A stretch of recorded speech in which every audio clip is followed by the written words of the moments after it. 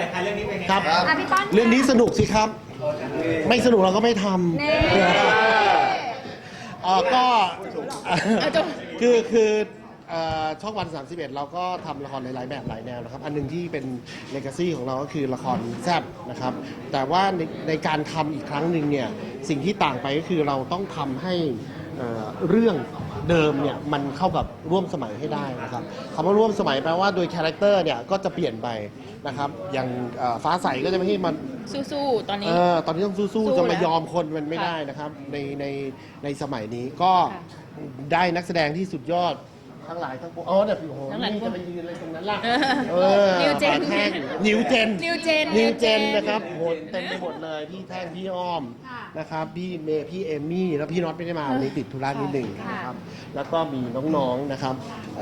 ทั้งหลายนี่น้องๆด้วยนะครับ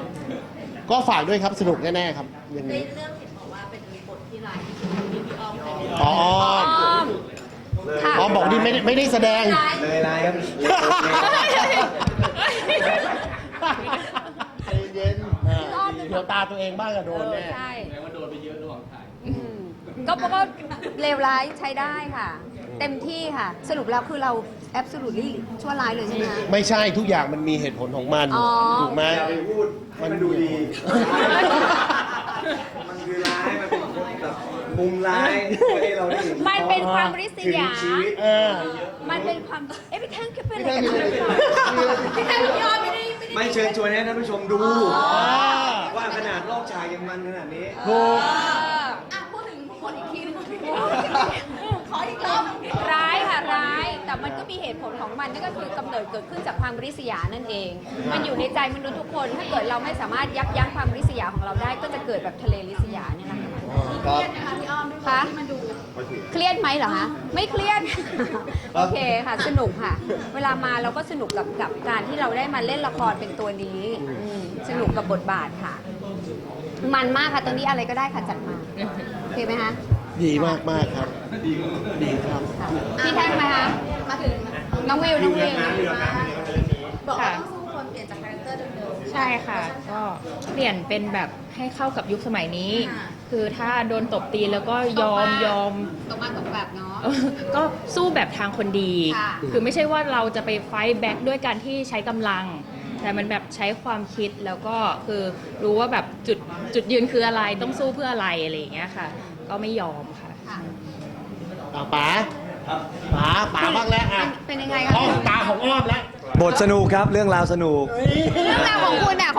คุณ ส เอ นุ ก ก ลิ ส น นานสนุกสนานครับนะฮะพล็อดมันสนุกแล้วก็เป็นเรื่องที่ตอนท้ายๆผมก็ไม่คิดเหมือนกันว่าตัวเองจะโดนกระทำขนาดนั้นนะฮะ ไม่เป็นความเก็บกดของดิฉัน เป็นผู้ถูกกระทำครับในเรื่องนี้ เดี๋ยวต้อง แล้วก็ไม่คิดว่าจะมีเมียร้ายขนาดนี้ ในบทนี่คือร้ายมากคือแบบร้าย นี่จะตบตีกันแล้วใช่ไหม ไลฟ์ยังไงคะ คือทรมานผมจนตายอ่ะผมไม่เคยเกิดมาแล้วตายเพราะเมียเลย ในละครนะครับ เรื่องนี้แบบคิดดูขนาดนั้นนะฮะคือเขาร้ายกับผมมากขนาดนั้น โดนกระทำมาก มีบีบปากจับกรอกยาแต่อะไรเดี๋ยวต้องติดยา ครับนะฮะเรื่องรามสนุกแล้วตัวเองก็ไม่เคยได้รับบท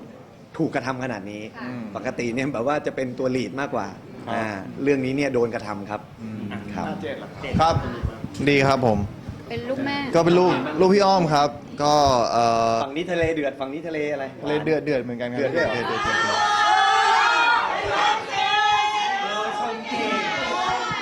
ไม่ใช่ว่าละคร ไม่ของเรา ละครมันมีสองมุมเสมอไง เราเป็นทะเลลิษยา ทะเลก็ ไม่เราอยู่บ้านเดียวกันไง เราทะเลาะกันอยู่นี่ไง เราทะเลเดือดพี่ ฝั่งเรานะเดือด ฝั่งเราเดือดเหมือนกันเราเดือดด้วยกันไง ทะเลหวาน พี่เอกนางเอกไงวะ ก็ในพาร์ท ทะเลมันมี โอ๊ยตายแล้วแม่ อัน แม่ นี้ มาขวางอยู่ตรงกลางได้ยังไงอะ เอ้ยดูแลอันนี้ดูแลความสวยงามฝั่งเรานี่มันเดือด อันนี้เนี่ยเราทำเพราะว่าเขาเป็นคู่พานางในละคร เรายังอยู่ที่เรื่องละครอยู่ใช่ไหมฮะ เรายังอยู่ที่ละคร วันนี้นะครับ พี่นักข่าวไม่ต้อง ก็ในพาร์ทพานางนะครับ เดี๋ยวผมทำให้เองผมอยากรู้ พ่อ ในพาร์ทพานางแล้วก็คือ คือฟังผมก่อนฟังผมก่อนฟังผมก่อน เอาเรื่องงานก่อน อ๋อในพาร์ทพระนางก็ฟ้าใสเขาจะเป็นคนถูกกระทำแรกๆก็แบบว่าโดนพี่อ้อมกระทำหลายๆอย่างโดนแม่กระทำเราก็แบบว่าแรกๆเราก็รู้สึกว่าเอ้ยเขาเป็นคนหวังผลประโยชน์หรือเปล่าอะไรแบบเนี้ยครับแล้วว่าหลังๆเราก็มารู้ว่าเขาเป็นคนจิตใจดีอะไรแบบนี้ฮะ เขาหมายถึง อะไรนะครับผม เราเล่นเราเห็นใจอินกับความเห็นใจทั้ง ก็ทำกันบ้านมาดีครับผมทำกันบ้านมาดี ทำกันบ้านมาดี บอกว่าทำกันบ้าน มันก็ตามบทบาทไปครับผมครับครับ อินเนอร์แรงนะ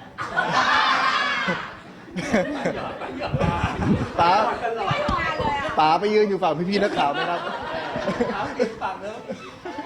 เอาคนอื่นอีกไหมคะ ครับพี่เมย์ ค่ะ ก็เรื่องนี้ก็จะรับบทเป็นดุจดาวแล้วก็ไข่มุกนะคะ ก็จะเป็นภรรยาของพี่แท่งก่อน แล้วก็ความจำเสื่อมแล้วก็มาอยู่กับพี่น็อตซึ่งวันนี้ก็ไม่ได้มานะคะ เรื่องนี้ก็ถูกกระทำเหมือนกันนะคะ โดยพี่อ้อมก็จะตามล้างแล้วพอความจำเราก็จะพยายามคิด ก็อยากจะกลับมานี่นะก็ลูกสาวว่าที่ลูกเขย อะไร ในละครในละคร วันวาเลนไทน์เขา ไม่ ถ่าย ใช่ กันไหม ในเรื่องเป็นยังไง อ๋อในเรื่องก็เป็นผู้ถูกกระทำค่ะ เดี๋ยว เขาบอกว่าเขา คือโดนพี่ด่าทั้งเรื่อง เป็นคนดีไหมเป็นคนดีไหม เป็นคนที่ดีบ้างไม่ดีบ้างแล้วแต่ พี่ชายจะด่าตลอดเวลาแล้วพี่ชายก็โง่มาก ก็เลยรู้สึกว่าไม่ได้ละทำไมพี่ต้องโง่ขนาดนี้ เดี๋ยวจะโดนชิงแย่งสมบัติไปก็เลยต้องไปร้ายใส่ตัวร้ายทีหนึ่ง ไปสู้ ใช่ แล้วก็มีหลานคนนี้เป็นดาวรุ่งพุ่งแรงนะคะ ค่ะ อ่ะเต้นให้ดูสิ อุ้ยไม่ได้พักก่อน ค่ะ สติ เออ ค่ะก็ในเรื่องนะคะก็เป็นเด็กสมัยใหม่ค่ะ ก็รู้สึกว่าค่อนข้างเป็นตัวเอง เป็นตัวเองไหมคะ เป็นตัวก็เล่นเป็นตัวเองค่ะ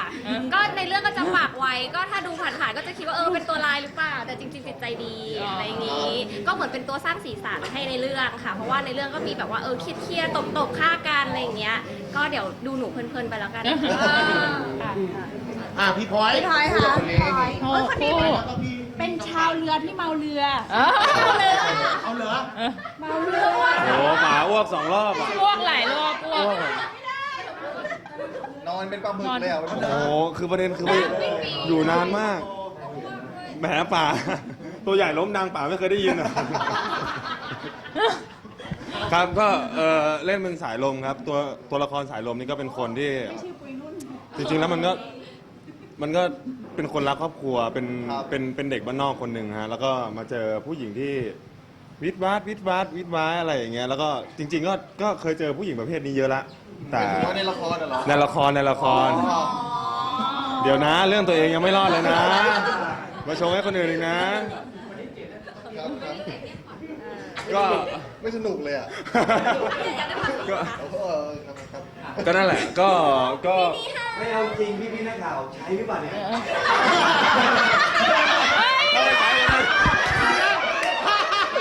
อยากติดตามละครทะเลสยามนะครับคือที่พูดเนี่ยถ้าไม่ได้ใช้ก็เข้าเรื่องเลย ให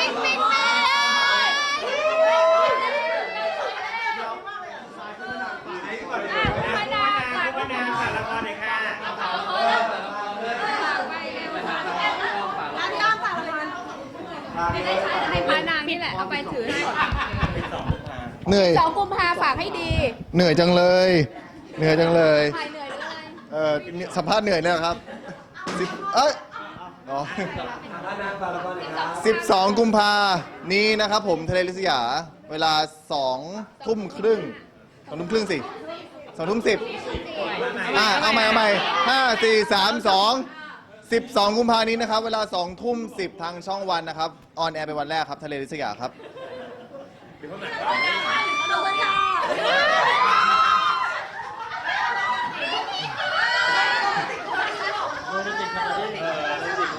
ครับ เดี๋ยว โรแมนติกฆาตกรรม